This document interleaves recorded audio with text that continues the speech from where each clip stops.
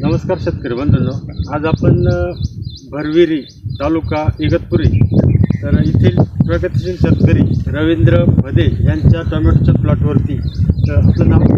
रवींद्र राजाराम भदे, राहणार भरवीर बुद्रुक, तालुका इगतपुरी, जिल्हा नाशिक. आपला मोबाईल नंबर?